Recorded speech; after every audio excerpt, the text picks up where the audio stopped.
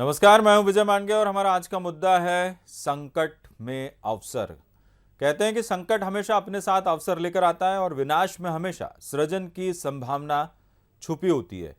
क्या कोरोना संकट में भी कोई अवसर छिपा हुआ है? संकट के इस समय जबकि पूरी दुनिया में कोरोना का कहर अपने चरम पर है, ऐसी बात करना थोड़ा सा अजीब लग सकता है, लेकिन ये मानवीय स्वभाव है, वो उम्मीद के साथ भविष्य की तरफ देखता है। हम आज इसी मुद्दे पर उस भविष्य की बात करने वाले हैं जो कोरोना संकट के उस पार खड़ा हमारा रास्ता देख रहा है। कोरोना संकट के बाद की दुनिया कुछ अलग होगी और स्वाभाविक तौर पर उस दुनिया की धुरी तो अर्थव्यवस्था ही होगी जो कोरोना संकट से सबसे ज्यादा बुरी तरह से प्रभावित होने वाली है। दुनिया भर के जानकार इतिहास की सबसे बड़ी मंदी की आशंका की तरफ इशारा कर रहे हैं और दुनिया की तमाम शक्तिशाली व्यवस्थाएं कोरोना की मार से धरातल पर आकर गिर सकती है।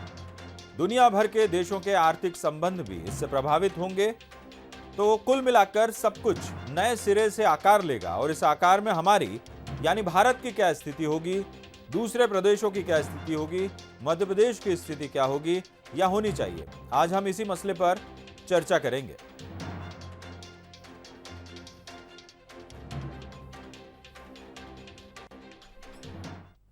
तो हमारे साथ इस पैनल में डिस्कशन करने के लिए मेहमान जुड़ चुके हैं। बीजेपी और कांग्रेस दो राष्ट्रीय दलों के नेशनल पैनलिस्ट हैं जो जुड़े हैं हमारे साथ। डॉक्टर हितेश वाजपेयी जो आर्थिक मामलों पर भी अपनी पैनी नज़र रखते हैं, अभय दुबे हैं लेकिन वो कुछ देर में जुड़ेंगे। साथ ही वरिष्ठ पत्रकार और आर्थिक मामलों के जानकार जयप्रकाश पाराशर जी भी हमारे साथ इस पूरे मसले पर बातचीत के लिए जुड़ गए हैं। सबसे पहला सवाल पाराशर जी से। पाराशर जी, कैसे देखते हैं आप कोरोना संकट है और जिस तरह से लॉकडाउन है, 21 दिन गतिविधियां कोई हुई नहीं आर्थिक, 19 दिन का लॉकडाउन अब एक और है। पूरी दुनिया में इस समय चर्चा है तो केवल आर्थिक गतिविधियों की चर्चा है कि आखिरकार कैसे आर्थिक संकट से उबरा जाएगा, चुनौतियां क्या क्या देखते हैं आप? ठीक है। ये जो कोविड-19 का वो एक ऐसे समय में आया है जब दुनिया की अर्थव्यवस्थाएं, भारत की भी अर्थव्यवस्था उसमें शामिल है, एक संकट का सामना कर रही थी। जी। और खास करके एक ऐसा माना जा रहा था कि इस दौर से बाहर आने के लिए सभी देशों को कुछ न कुछ अतिरिक्त उपाय करने पड़ेंगे और दुनिया की जो अर्थव्यवस्था में कई देशों में मांग का बहुत कमी थी। लिहाजा एक ऐसे समय में इस संकट का आ जाना और वो भी एक दुनिया भर के तमाम ज्यादातर हिस्से का लॉकडाउन में चले जाना, जहां लॉकडाउन का आशय ये है कि लोग न केवल पूरा कामकाज पूरी तरह से बंद है बल्कि अभी एक अनिश्चितता है। आप कह नहीं सकते हैं कि ये कब तक रहेगा। कई देश अभी अगर मान लीजिए कि भारत जैसे देश इस संकट से बाहर आ भी जाए कुछ समय में, तो दुनिया के कई देश जो हमारे उत्पाद के ग्राहक हैं, वो अभी हो सकता है कि आने वाले लंबे समय तक इसका शिकार रहे। और जो कोविड-19 के जो खास करके जैविक पक्ष के जानकार लोग हैं, वो इस बात को जो बार बार कह रहे हैं कि ये बहुत आसानी से बहुत जल्दी खत्म होने वाला फिनोमेना नहीं है। तो ऐसा विजय, मेरा ख्याल ये है कि ये बात जरूर है कि भारत की अर्थव्यवस्था को इससे एक बड़ा झटका लगेगा, लेकिन मेरा ऐसा मानना भी है कि भारत के लिए बहुत अवसर है। जैसा कि आपने अपने इंट्रो में कहा, दुनिया की कई कंपनियां, जापान, साउथ कोरिया की ये बात तो रियलाइज कर रहे हैं कि चाइना से उनको शिफ्ट करना चाहिए अपने मैन्युफैक्चरिंग बेसेस और कुछ ऐसे देशों की तरफ जाना चाहिए जहां अपेक्षाकृत ज्यादा ट्रांसपेरेंसी हो। हो सकता है कि वो भारत का रुख करें उनमें से बहुत सारे निवेश। तो मुझे लगता है कि भारत के लिए क्योंकि हमारा जीडीपी का तकरीबन 60% कंज्यूमर से आता है और मुख्यतः हम एक कंज्यूमर इकोनॉमी है, तो मुझे लगता है कि एक मांग को निश्चित रूप से झटका लगेगा। खास करके लोगों के जो स्पेंडिंग्स की आदतें हैं उनमें बदलाव आएगा। तो हो सकता है कि वो कुछ जो विलासिता वाली वस्तुएं हैं उन पर कम खर्च करते हुए दिखाई दे, लेकिन लोगों के काम करने के तरीके में बहुत तब्दीली आएगी। जैसे एक बहुत बड़ा अंतर ये आया कि चीन में कोविड-19 के तत्काल बाद कारों की बिक्री में बड़ी तेजी आई, कार की मांग बड़ी तेजी से, क्योंकि लोगों ने अब सार्वजनिक और भीड़ भाड़ वाले वाहनों में यात्रा करने की बजाय अपनी कार में यात्रा करने का विकल्प चुना। तो ये, जैसा आपने अभी हंसी में कहा था कि ये बहुत बड़ा परिवर्तन लाएगा लोगों के सोचने के तरीके में, काम करने के तरीके में। मैं भी ऐसा सोचता हूँ कि ये एक अर्थव्यवस्था में नहीं, केवल कंज्यूमर के व्यवहार में भी बहुत बड़ा परिवर्तन लाएगा। बिल्कुल सही कहा कि एक बदलाव तो दिखेगा हमें, और न केवल भारत में बल्कि पूरी दुनिया में काम करने के तरीके में बदलाव, आदतों में बदलाव, ये सब कुछ नजर आएगा। डॉक्टर हितेश वाजपेयी, लेकिन जयप्रकाश जी ने एक इशारा जरूर किया है कि, और हमने भी यही बात कह रहे हैं कि जब संकट होता है, विपत्ति होती है, तो उसमें कहीं ना कहीं अवसर भी छुपे होते हैं। आप देख रहे हैं कि ये जो संकट है इसमें अवसर है, या चुनौतियां तो है ही, लेकिन इन चुनौतियों के बीच अवसर भी है। बिल्कुल, मैं इसको बहुत पॉजिटिवली लेता हूं आपकी इस बात को, और आपका कार्यक्रम मुझे लगता है कि बहुत ही इम्पोर्टेंट है, और हमारी बातों को जो सुनने वाले हैं वो मुझे लगता है इससे बहुत आगे का रास्ता भी देख सकते हैं जी। नंबर एक, भारत जो है वो सेकंड लार्जेस्ट प्रोड्यूसर है राइस और व्हीट का चीन के बाद, और जिसमें चीन लगभग 40% ज्यादा राइस और व्हीट प्रोड्यूस करता है भारत से। तो भारत जो है दूसरा सबसे बड़ा प्रोड्यूसर है फ्रूट्स और वेजिटेबल का दुनिया में चीन के बाद। और जब हम इन परिस्थिति को देखें तो आप देखेंगे कि भारत की जीडीपी का हमको इसकी कीमत नहीं मिलती। आपने हर बार देखा होगा कि किसान गेहूं उगाता है, उसको कीमत नहीं मिलती। हम लोग, आपने पढ़ा होगा कि कृषि प्रधान देश है जी। तो यहीं से हमारी सिल्वर लाइन शुरू होती है कि आने वाले विश्व को सबसे ज्यादा जरूरत होगी खाद्य पदार्थों की, खाद्यान्न की। आपने सुना भी होगा अंतर्राष्ट्रीय स्तर पर खाद्यान्न की चिंता जताई जाती है। तो खाद्यान्न ही हमारी ताकत बनेगा। 14% से 17% यदि जीडीपी का हमारा हिस्सा रहा है तो कीमत की वजह से रहा है कि हमको खाद्यान्न की कीमत नहीं मिलती थी, और चीन हमारा विशेष कॉम्पिटिटिव सप्लायर था जो बड़ी मात्रा में करता था। तो जब ये लॉकडाउन खुलेंगे अंतर्राष्ट्रीय स्तर पर, और कालांतर में पिछले हम मान के चले 50 सालों में भारत ने अपनी मांग से बढ़कर प्रोडक्शन शुरू किया है, यानी कि हम देश की जो मांग है उसको पूरा करने के बाद जो खाद्यान्न हमारा बचता है वो हम अंतर्राष्ट्रीय स्तर पर, वो लोग जो चीन से अब चावल गेहूं नहीं बुलाना चाहते हैं, जिस जैविक शब्द का इस्तेमाल मुझे लगता है पराशर जी ने किया है, वो भय हमेशा रहता है। आपने देखा होगा, सामान्य आदमी भी देखता है, इन्फेक्टेड कंट्रीज से वो माल नहीं बुलाता है, और खास तौर से खाद्य पदार्थ तो बिल्कुल नहीं बुलाता है। और जब वो जानता है कि ये वायरस नोसोकोमियल पेंडेमिक हुई है और चीन से ही शुरू हुई है और चीन में ही हुई है सबसे पहले जी, तो मुझे पूरा यहाँ पे अवसर दिखाई देता है। और आयरॉनिकली भारत पूरा बचा है। भारत पेंडेमिक का हिस्सा नहीं रहा है, भारत अलर्ट मोड पर रहा है। तो मैं इसको अवसर देखता हूं, और मैं चाहता हूं कि इसीलिए एक एक दाना हमारा हमको बचाना चाहिए। तो व्हीट, चावल, फ्रूट्स, ये सब हमारी ताकत है, और लॉकडाउन खुलने के बाद बड़ी संख्या में इनका एक्सपोर्ट एक कैलिब्रेटेड तरीके से खोला जाना चाहिए। और इसमें आपने देखा होगा एक बात और महत्वपूर्ण आज ही निर्णय हुआ है, चीन ने इस बात को समझ लिया है। तो चीन ने समझने के बाद क्या किया है कि भाई उनके पदार्थ कोई नहीं खरीदेगा जिससे वो मेड इन चाइना लिखा रहेगा। तो स्वाभाविक है ऐसी परिस्थिति में क्या करना, चीन भी अपनी इकोनॉमी के लिए सोच रहा है। तो उनने कहा है कि हम कंपनियां खरीदना शुरू कर देते हैं। तो वो उससे क्या होगा कि उन कंपनियों को खरीदने से लेबल उस कंपनी का हो जाएगा, माल उनका हो जाएगा। तो इससे बचना है, और यही कारण है कि आज मोदी जी ने निर्णय लिया है कि अभी एचडीएफसी बैंक के लगभग 1.75 करोड़ शेयर चीन के किसी बैंक ने खरीदे हैं। तो ऐसी परिस्थितियों से पीपल्स बैंक ने दिए हैं शायद। तो इसको बचाने के लिए आज ही निर्णय हुआ है, हालांकि ये सौदा हो गया उसके बाद ये निर्णय हुआ है कि हम भारत की कंपनी को चीन की कंपनियां न खरीद पाए उनके शेयर, जिससे कि हमारा लेबल नहीं बेचना। हम लोग साथ छोटे लोग हैं, गरीब लोग हैं। आज मेरी कंपनी है, मान लो इंटरप्राइजेस, कोई मुझे यदि उसका 2 करोड़ रुपए दे तो वो तो मैंने देखे भी नहीं, मैं तत्काल उसको दे देता हूँ। तो ये समझाना जरूरी है कि आप अपनी ताकत को पहचानिए। भारत सरकार ने अब इसके ऊपर रोक लगा दी है कि कोई भी विदेशी भारतीय कंपनियों को अब बिना सरकार की परमिशन के एफडीआई के तहत नहीं ले पाएगा। ये जी। बहुत मजबूत कदम है आज। तो ये इस दिशा का परिचायक है कि भारत की कंपनियों की लेबल की और पदार्थों की डिमांड बढ़ने वाली है। और फिर मैं कहना चाहूंगा, पराशर जी इस बात को इंडोर्स करेंगे कि जीडीपी का कॉम्पोजिशन चेंज होगा। चेंज ऐसे होगा कि प्राइमरी सेक्टर के पदार्थों की कीमत बढ़ेगी और सर्विस सेक्टर की बढ़ेगी। जैसे हम बोलते हैं ना, हमारे यहाँ बहुत डॉक्टर प्रोड्यूस होते हैं, तो डॉक्टर्स नर्सेज की डिमांड बहुत ज्यादा आनी है बाहर से। फिर उसके बाद आप देखेंगे कि आपका जो मैन्युफैक्चरिंग सेक्टर है, मैन्युफैक्चरिंग सेक्टर में भारत का कोई बहुत बड़ा रोल नहीं। हमारे कोई ऐसे उत्पाद नहीं जो विश्व में जिसकी बहुत मांग हो जी। तो स्वाभाविक है कि प्राइमरी सेक्टर हमारी ताकत बनेगा और कीमत में वैल्यू के रूप में ये एक्सपैंड होगा।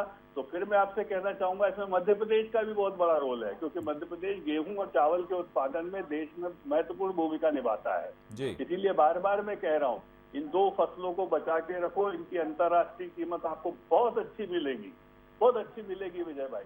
तो मेरा मानना यह है कि प्राइमरी सेक्टर के प्रोडक्ट्स आपको एक सिल्वर लाइन खोलेंगे और जो वर्षों से हम अपनी कृषि प्रधान व्यवस्था पर यकीन करते आए हैं, बाय डिफॉल्ट या जैसा भी हम बोले, ये समय उसके डिविडेंड का आने वाला है। बिल्कुल, यानी एक तो डॉक्टर वाजपेयी ने अहम बात की कि चीन की जो भी चाल है उसमें हमें फंसना नहीं है और हमें बहुत सतर्क होकर अपनी अर्थव्यवस्था को देखना है कि आगे वो किस तरह से आगे बढ़ सकती है। लेकिन पाराशर जी, एक बात और कही, इससे मैं समझ पा रहा हूँ कि ग्रामीण अर्थव्यवस्था को बहुत ज्यादा बल मिलने वाला है, ऐसा आप भी सोचते हैं? विजय, दरअसल जो अभी तक हमारी अर्थव्यवस्था का कंपोजिशन रहा है उसमें कुछ बुनियादी बदलाव आने वाले हैं। मसलन मैंने अभी जैसे कहा कि कार जो है वो उसकी मांग चीन में बढ़ी, तो हमारे यहाँ भी छोटी कार की मांग बढ़ेगी। अब कार जो है केवल कार नहीं, सारे उत्पाद में से अब आपको डिसइंफेक्टेंट की खुशबू नजर आएगी। तकरीबन वैसा ही हर चीज में सोचने का ढंग बदलेगा। हेल्थ एंड हाइजीन में भारत को काफी काम करने पड़ेंगे, क्योंकि उसको ये दिखाना पड़ेगा कि हम चीन से इस मामले में बेहतर हैं, हम लापरवाह नहीं हैं। और दूसरी, क्योंकि हम तभी दूसरे जो निवेशकों की उम्मीद कर रहे हैं कि जापान और साउथ कोरिया से आएंगे, वो तभी आएंगे हमारे यहाँ पर। और हमें इस सेक्टर पर खर्च भी बढ़ाना पड़ेगा विभिन्न सरकारों को, इसमें कोई दो राय नहीं। जो हमारी ग्रोथ के इंजन थे, सर्विस इंडस्ट्री हमारी बहुत बड़ी ग्रोथ की इंजन थी, उसकी भूमिका अभी भी रहेगी। आईटी सेक्टर का जैसा हम सोचते हैं, सरकार ने अभी उसमें छूट भी दी है, तो ये, और फार्मास्यूटिकल जिसको हमने पिछले दिनों बड़े पैमाने पर बढ़ाया था, लेकिन उसमें बल्क ड्रग्स पर हमारी जो निर्भरता चीन के ऊपर थी, उसको हमें वापस नए सिरे से अपनी प्रायोरिटीज पर सोचना पड़ेगा कि भारत में बल्क ड्रग्स की ज्यादा उत्पादन करके हम इस चीन के ऊपर निर्भरता को कम कर सकें।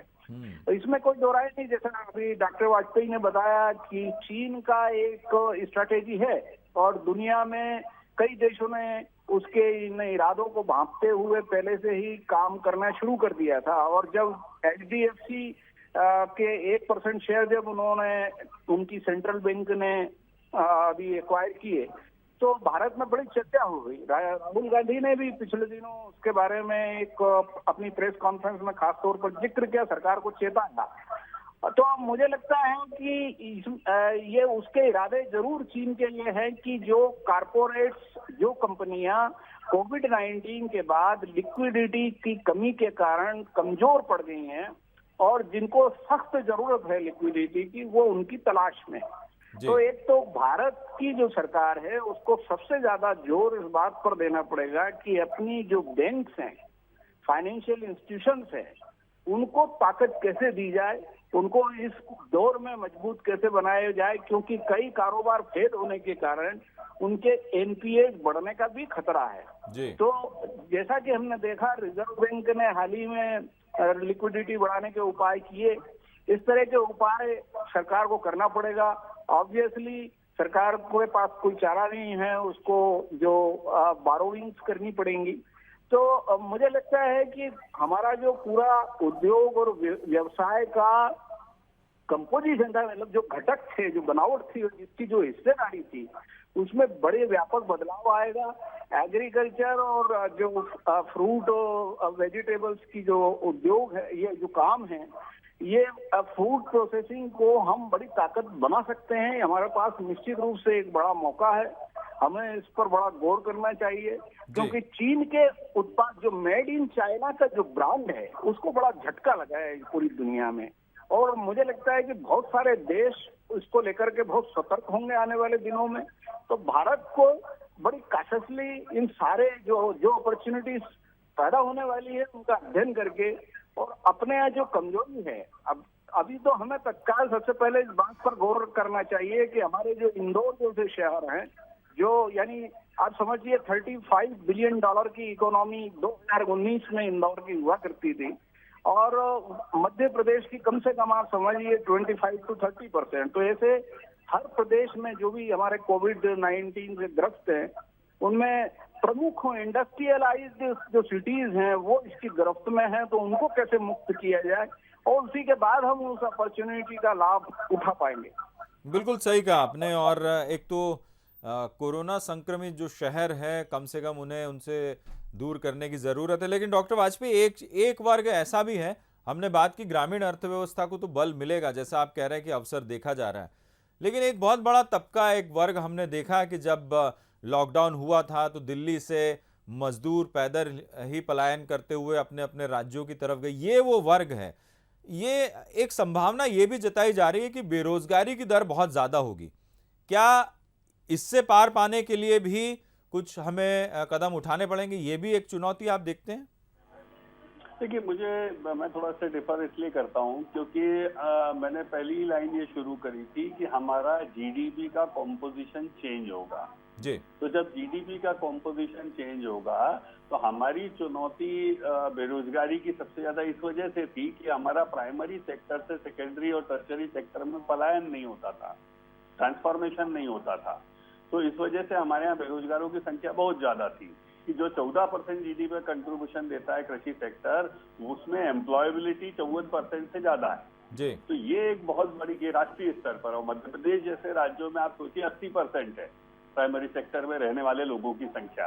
तो उसका सेकेंडरी और टर्शरी सेक्टर में जाने का न हो पाना ये चुनौती थी। लेकिन अब इसकी रिवर्स प्रोसेस होगी। इकोनॉमिकली हम देखें इसको तो रिवर्स प्रोसेस में ये होगा कि जैसे जो ये मजदूर घरों की ओर गए हैं, तो जो खेती से दूर जा रहे थे, जैसे उनको यदि कीमत मिलेगी, मैं आपको जैसे उदाहरण के लिए बताऊंगा कि गेहूं, चावल, शक्कर, तेल, दलहन, तिलहन, इन सब की आपकी डिमांड आनी है। ये आप नोट कर लीजिए विजय भाई, मैं आपको बता रहा हूँ ये बात, अभी आप होते हुए देखेंगे, क्योंकि इसमें चाइना का बहुत बड़ा शेयर था जो अब बंद होगा। तो डिमांड तो रहेगी भोजन की सबसे ज्यादा, और ये बेसिक कंपोनेंट है। गन्ना हमारे यहाँ बहुत होता है, तो आप मान के चलिए कि उसमें दिक्कत रहेगी। फिर आपका साउथ अफ्रीका और रशिया आप देख रहे हैं कि बहुत तेजी से ग्रसित हुआ है। तो जो देश, केवल चाइना मत देखिए, तो मुझे ऐसा लगता है जो देश इससे गुजर रहे हैं वहां का उनका एक्सपोर्ट कम होगा और खाद्य पदार्थ हमारी ताकत बनेंगे। मोबाइल नहीं बन पाएगा साहब, ये मैं आपसे बहुत निवेदन कर रहा हूँ मैं। सर्विस सेक्टर और प्राइमरी सेक्टर, तो जब प्राइमरी सेक्टर और सर्विस सेक्टर उठेंगे, जब उनको उनकी कीमत मिलेगी, जब आप उनको गेहूं की कीमत 25-30 रुपए मिलेगी किलो की गेहूं की कीमत, तो आप मान के चलिए कि जो पलायन हुआ था वो रिवर्स होगा। और उसके बावजूद भी चूंकि मैन्युफैक्चरिंग सेक्टर थोड़ा धीरे खुलेगा, तो ये लोग खेतों में ही या प्रोसेसिंग यूनिट में ही इनके लिए संभावनाएं बनेंगी। तो मुझे ऐसा लगता है कि जो हमारा सोशियो इकोनॉमिक बेस है वो बहुत ज्यादा कोरोड तो नहीं होगा, लेकिन मैं पराशर जी की बात से सहमत हूँ। तो प्राइमरी सेक्टर की नीड जो इंटरनेशनली क्रिएट होगी, फिर अगेन प्रोडक्ट में बताना चाहूंगा, गेहूं, चावल, शक्कर, फलों का रस और इनकी प्रोसेस्ड आइटम, इनकी जो मांग वहां के, फिर मिल्क आपको बताऊं मैं, मिल्क बहुत बड़ा प्रोडक्शन है, हमारी बहुत बड़ी ताकत है, लेकिन हमको क्यों नहीं मिलता था? क्योंकि हम उस कैलिब्रेशन का नहीं दे पाते थे, और दूसरा अगेन हमको फाइट करना पड़ता था दूसरे टेम्परेट कंपनियों, खासतौर से चीन जैसे देशों से, चीन और पाकिस्तान। तो इन जगहों पर से माल कम जाएगा, तो उसकी भरपाई के लिए भारत एक अच्छा सेंटर बनेगा जो सैनिटाइज सेंटर है, क्लीन सेंटर है, क्योंकि खाद्य पदार्थों की आवक कोई भी देश वहां से पूरी करना चाहेगा जो क्लीन सेंटर है। एक उदाहरण मैं आपको देता हूं कि अचानक से इंटरनेशनली भारतीय डॉक्टर्स और पैरामेडिक्स की भयानक डिमांड आ गई है। मतलब मेरे खुद के पास रोज के 10 मेल आ रहे हैं और they want Indian people to come, क्योंकि उनका ऐसा मानना है कि भारतीय जो है वो उनके अंदर रेजिस्टेंस है इस बीमारी को लेकर, और दूसरा उनका मानना है क्योंकि भारत में ये फैली नहीं है तो वो ये मान के चलते हैं क्लीन पीपल हैं।